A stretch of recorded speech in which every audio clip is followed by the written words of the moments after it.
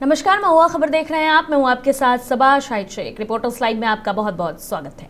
उत्तर प्रदेश में विकास परियोजनाओं की रफ्तार को नई गति देने के लिए मुख्यमंत्री योगी आदित्यनाथ आज प्रतापगढ़ और सुल्तानपुर के दौरे पर रहेंगे। इस दौरान मुख्यमंत्री दोनों जिलों को करीब 1203 करोड़ रुपए की 210 विकास परियोजनाओं की सौगात देंगे। इन परियोजनाओं में सड़क, पुल, मेडिकल कॉलेज, नर्सिंग कॉलेज, प्रशासनिक भवन, नगर विकास और ग्रामीण विकास से जुड़ी कई महत्वपूर्ण योजनाएं भी शामिल हैं। मुख्यमंत्री सुबह 10:30 बजे प्रतापगढ़ के राजकीय इंटर कॉलेज मैदान में आयोजित कार्यक्रम में शामिल होंगे। यहां प्रतापगढ़ और विश्वनाथगंज विधानसभा क्षेत्रों की आपको बता दें कि 384 करोड़ रुपए की 111 परियोजनाओं का लोकार्पण और शिलान्यास करेंगे। साथ ही अलग अलग सरकारी योजनाओं के लाभार्थियों को आयुष्मान कार्ड, चेक, सिलाई मशीन, स्वीकृति पत्र, प्रमाण पत्र और अन्य सहायता सामग्री भी वितरित करेंगे। इसके बाद मुख्यमंत्री दोपहर 2 बजे सुल्तानपुर के डाइट मैदान पहुंचेंगे, जहां 819 करोड़ रुपए की 99 विकास परियोजनाओं का लोकार्पण और शिलान्यास करेंगे। सुल्तानपुर और सौली विधानसभा क्षेत्रों में राजकीय मेडिकल कॉलेज, सड़क, पुल, प्रशासनिक भवन और अन्य बुनियादी ढांचा परियोजना जनता को समर्पित की जाएगी। इसके साथ ही ग्राम विकास, उद्योग, श्रम और पशुपालन विभाग की योजनाओं के लाभार्थियों को भी सहायता राशि, चेक और प्रशस्ति पत्र वितरित किए जाएंगे। सरकार का दावा है कि इन परियोजनाओं से स्वास्थ्य, शिक्षा, सड़क, संपर्क और रोजगार के क्षेत्र में विकास को नई गति मिलेगी। वहीं विपक्ष इन कार्यक्रमों को लेकर सवाल भी उठा रहा है। ऐसे में मुख्यमंत्री का यह दौरा विकास के साथ साथ राजनीतिक रूप से भी अहम माना जा रहा है।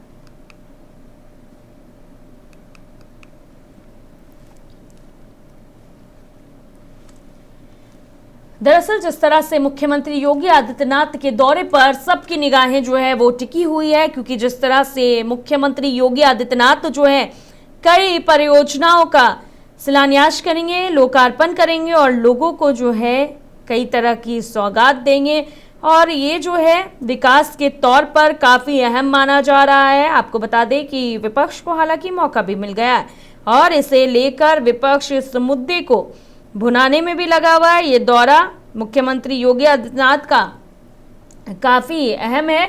मुख्यमंत्री योगी आदित्यनाथ आज प्रतापगढ़ के दौरे पर रहेंगे। आपको बता दें कि वो जिले के 376 करोड़ रुपए की अलग अलग विकास परियोजनाओं की सौगात देंगे। निर्धारित कार्यक्रम के अनुसार जो है मुख्यमंत्री सुबह तकरीबन 10:30 बजे जो है हेलीकॉप्टर से पुलिस लाइन मैदान पहुंचेंगे। इसके बाद तकरीबन 10:45 बजे जीआईसी मैदान स्थित जनसभा स्थल पर जनसभा को संबोधित करेंगे।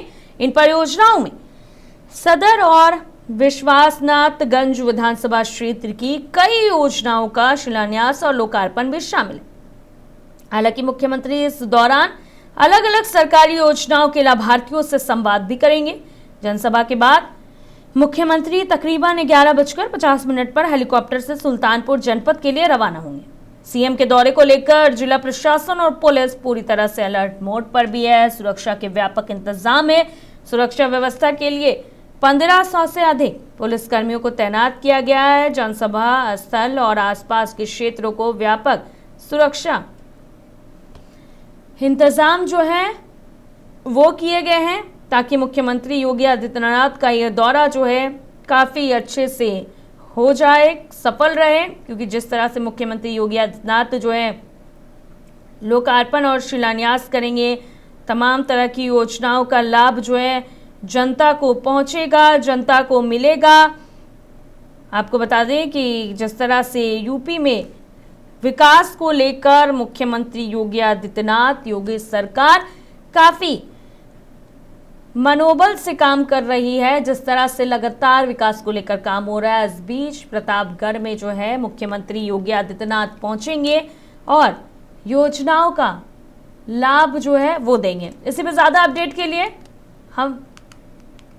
हमारे साथ हमारे संवाददाता भी जुड़ेंगे, उनसे भी हम पल पल की अपडेट लेंगे कि क्या कुछ माहौल बना हुआ है मुख्यमंत्री योगी आदित्यनाथ के दौरे को लेकर, क्योंकि सुरक्षा के भी व्यापक इंतजाम है। परियोजनाओं का लोकार्पण और शिलान्यास मुख्यमंत्री योगी आदित्यनाथ करने वाले, हालांकि विपक्ष इस पर हमलावर भी है। और आपको बता दें कि यूपी विधानसभा चुनाव सिर पर है। ऐसे में चुनाव के मद्देनजर तमाम तरह की तैयारियां जो है वो भी हो रही है। तमाम तरह की तैयारियों को, रणनीतियों को धार दी जा रही है। आपको बता दें कि बीते दिनों जो है जिस तरह से तमाम तरह की चर्चाएं तेज थी, चर्चाओं के बीच अब जो है ये प्रतापगढ़ मुख्यमंत्री योगी आदित्यनाथ पहुंच रहे हैं। तकरीबन 10:30 बजे या 10:35 पर जो है मुख्यमंत्री योगी आदित्यनाथ वहां पहुंच जाएंगे। योगी आदित्यनाथ मुख्यमंत्री का जो हेलीकॉप्टर है वो वहां पे लैंड करेगा। उसके बाद पूरा शेड्यूल जो है वो फिक्स्ड है। किस तरह किस वक्त मुख्यमंत्री योगी आदित्यनाथ लोगों को संबोधित करेंगे, योजनाओं का लाभ जो है जनता को पहुंचाएंगे, जनता को देंगे, लोकार्पण और शिलान्यास करेंगे। प्रतापगढ़ के लोगों के लिए बड़ी सौगात लेकर मुख्यमंत्री योगी आदित्यनाथ जो है वो वहां पर पहुंच रहे हैं। 12,003 करोड़ की विकास योजनाओं की सौगात जो है मुख्यमंत्री योगी आदित्यनाथ देंगे। 210 परियोजनाओं का लोकार्पण और शिलान्यास करेंगे।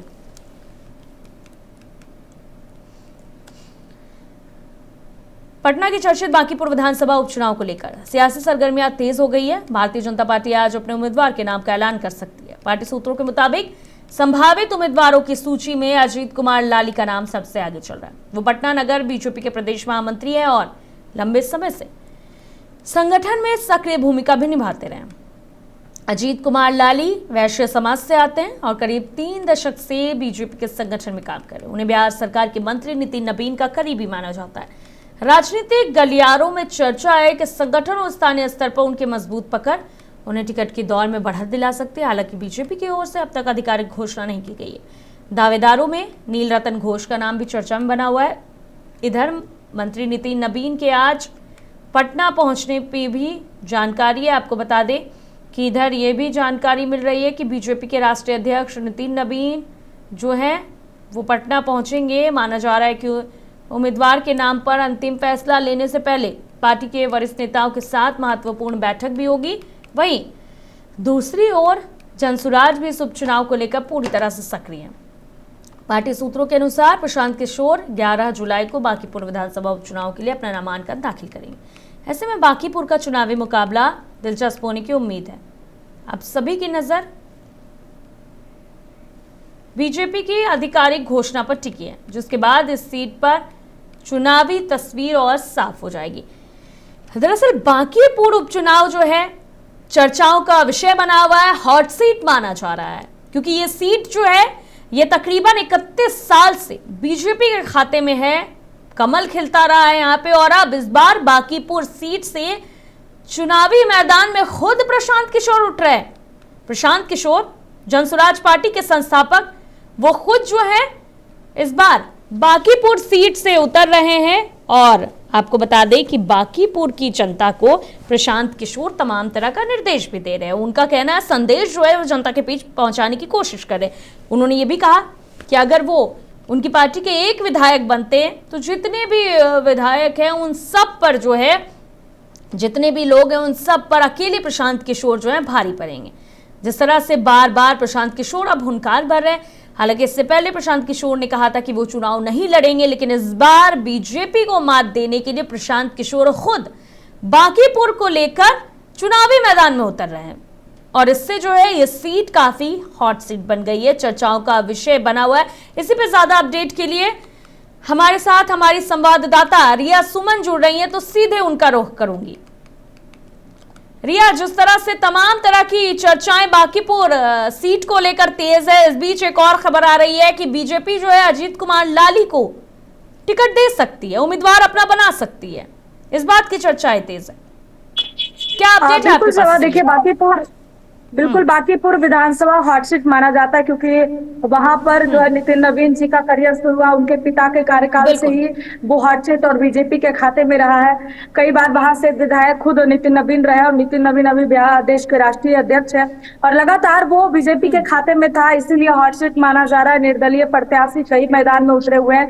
भाई आपको बता दे कि प्रशांत किशोर ने कल खुद ही घोषणा किया कि वो चुनाव वहां से लड़ेंगे। और देखिए ये विधायक का एकमात्र उपचुनाव का सीट बचा हुआ था, क्योंकि आप देख रहे हैं कि वो सीट खाली हुआ। नितिन नवीन के राष्ट्रीय अध्यक्ष बनने के बाद उन्होंने इस्तीफा दिया।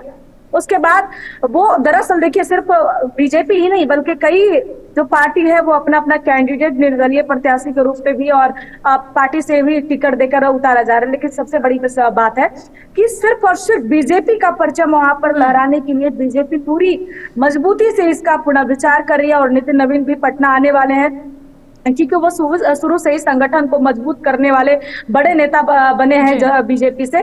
तो कहा जाता है कि जब वो संगठन को मजबूत करते हैं और पार्टी को जब मजबूत करके लेकर चलते हैं तो कहीं ना कहीं बीजेपी भारी संख्या में जीतती है। लेकिन सबसे बड़ी बात है कि आरजेडी ने भी अपना हुंकार भर दिया है कि इस बार तो कैसे ना कैसे करके एक जो सीट है वो तो आरजेडी में ही जाएगा। लेकिन अब बिल्कुल बिल्कुल रिया, तो आरजेडी के खेमे की बात करें तो चर्चाएं किनके नाम को लेकर आगे हैं अभी?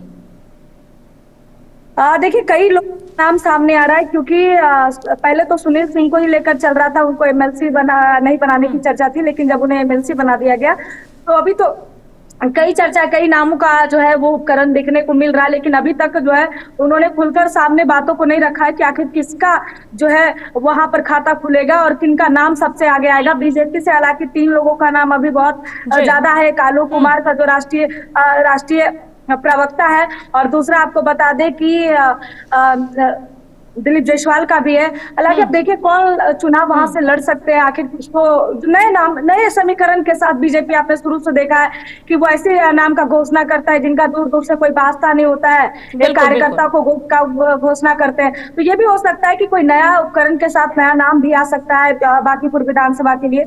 लेकिन कोई कर्मठ नेता ही बीजेपी का आएगा जो संगठन को मजबूत करता है, यही चर्चा चल रही है अभी सभा। और देखिए प्रशांत किशोर की सबसे ज्यादा चर्चा चल रही है कि बीजेपी से एक बार टकरार जो होगा प्रशांत किशोर का होगा। बिल्कुल, प्रशांत किशोर खुद इस बार उन्होंने खुद मोर्चा संभाल लिया है। हालांकि इससे पहले विधानसभा चुनाव के वक्त जब वो 238 सीटों पर चुनाव लड़ रहे थे तो उन्होंने उम्मीदवार उतारे थे। लेकिन इस बार जो है बीजेपी को कहीं ना कहीं मात देने के लिए खुद प्रशांत किशोर चुनावी मैदान में उतर गए। पहली बार चुनाव लड़ रहे हैं वो।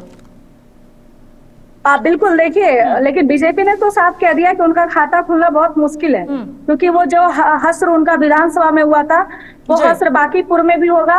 उनको इस बार तो मुंह छुपाते घूमेंगे, ऐसा बीजेपी के कई नेताओं ने कहा।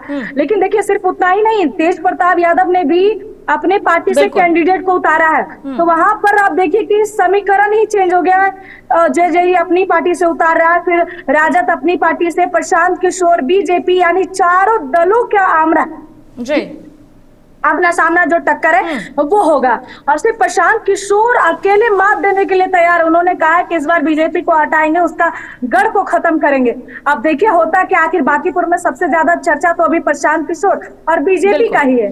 बिल्कुल बिल्कुल रिया, अगर बात की जाए अजीत कुमार लाली की तो ये जो बीजेपी के राष्ट्रीय अध्यक्ष नितिन नवीन उनके खास माने जाते हैं, इसलिए भी चर्चाएं हो रही है कि उनको टिकट देने का फैसला लिया जाए, क्योंकि 31 साल से जो है यहाँ पे कमल खिलता आया है। तो ये भी समीकरण बन सकता है कि बीजेपी के राष्ट्रीय अध्यक्ष के साथ मंथन होकर फिर ही फैसला लिया जाए, तो उनके करीबी को भी टिकट दिया जा सकता है, उम्मीदवार बनाया जा सकता है। इस बात की भी चर्चाएं बिल्कुल बिल्कुल देखिए नितिन नवीन ने बांकीपुर के लिए बहुत ही काम किया। एक कार्यकर्ता के रूप में जब वो युवा थे तब अपने पिताजी के साथ चुनावी दौरा किया करते थे, और वहां के बांकीपुर की जो जनता है नितिन नवीन को बहुत चाहती है। अगर नितिन नवीन के तरफ से कोई उनके नजदीकी मैदान में उतरता तो अवकाश है कि वो जीत हासिल करेगा।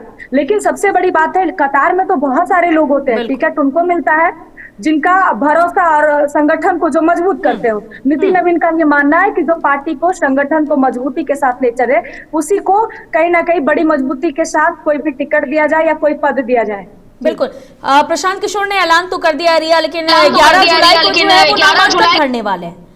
चर्चाएं बहुत तेज है। बांकीपुर सीट जो है चर्चा का विषय बना हुआ है, हॉट सीट बना हुआ है और सबकी निगाहें इस पर टिकी हुई है। बिल्कुल बिल्कुल, देखिए हॉट सीट रहेगा क्यों नहीं, क्योंकि बीजेपी का गढ़ रहा है और वो हॉट सीट इसलिए बना हुआ है कि बीजेपी कभी वहां से हारी नहीं है। बीजेपी हर बार जीत जाती है किसी ना किसी वजह से, या कुछ लोग कहते हैं कि ईवीएम से होती है चुनाव इसलिए बीजेपी जीत जाती है, लेकिन अगर बैलेट पेपर से होते, तेजस्वी यादव का कहना था कि अगर बैलेट पेपर से हो तो वहां पर बीजेपी कभी नहीं जीतेगा, एक पार्षद का भी चुनाव नहीं जीतेगा। लेकिन सबसे बड़ी बात है सबा कि नितिन नवीन ने वहां धरातल पर काम किया, वहां के कार्यकर्ता उनका समर्थन शुरू से करती है और आज भी वही देखने को मिल रहा है कि सारे पार्टियां अपने अपनी पार्टी से चुनाव लोगों को खड़ा किया है, कैंडिडेट उतारा है, लेकिन अभी जो चर्चा सबसे ज्यादा बीजेपी और प्रशांत किशोर। बिल्कुल बिल्कुल, प्रशांत किशोर की बात करें रिया तो उनके लिए ये प्रतिष्ठा का सवाल है, क्योंकि अब तक जो है वो किंग मेकर के तौर पर काम कर रहे थे, दूसरों के लिए रणनीति बनाते हैं और हालांकि वो कारगर भी साबित होती है, लेकिन इस बार वो जब खुद मैदान में है तो ये प्रतिष्ठा का सवाल बनता है रिया, इसलिए इस वजह से भी चर्चाएं बिहार की सियासत में काफी तेज है। बिल्कुल, इस बार देखिए उनका प्रतिष्ठा जो है दांव पे लगा हुआ, अगर ये चुनाव हारते हैं तो कहीं ना कहीं प्रशांत किशोर को समझ में आ जाएगा कि उन्हें जनता ने नकार दिया। लेकिन यहाँ जनता, ये कहा जाता है ना कि जनता का माइंड सेट यहाँ पे बना हुआ है पहले से, बीजेपी आरजेडी, दूसरा कोई पार्टी यहाँ की जनता को नहीं दिखता है। सबको पता है कि दो पार्टी सबसे आगे है, आरजेडी है विपक्ष में, तो वो भी चर्चा में ही रहती है। और अगर बांकीपुर देखा जाए तो जाति समीकरण के हिसाब से चुनाव हुआ है, बुमियार की बस्ती और यादवों की बस्ती रही है, और कहीं ना कहीं वही देखकर चुनाव हुआ है और जातीय समीकरण के हिसाब से वोट होता है। तो ये भी हो सकता है कि बांकीपुर और पाटलिपुत्रा सटा हुआ है तो जो वोट है वो कन्वर्ट हो जाए।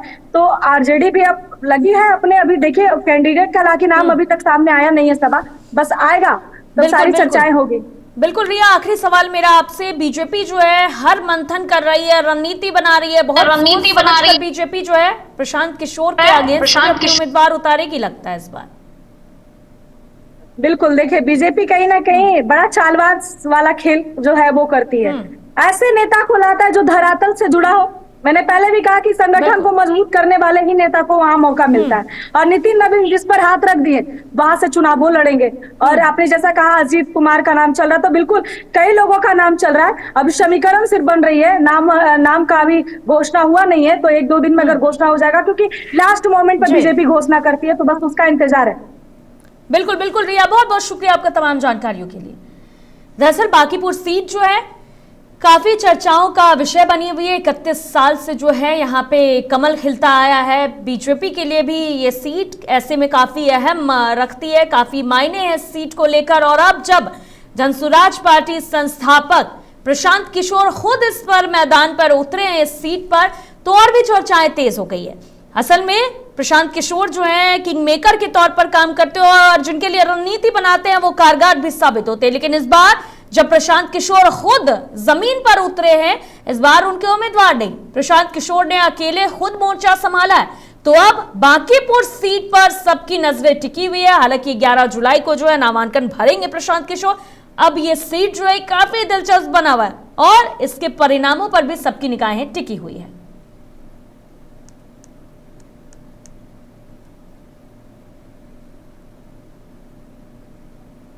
फिलहाल के लिए इतना ही। रिपोर्टर्स लाइव में खबरों का सिलसिला महुआ खबर पर यूं जारी रहेगा। देखते रहिए महुआ खबर। नमस्कार।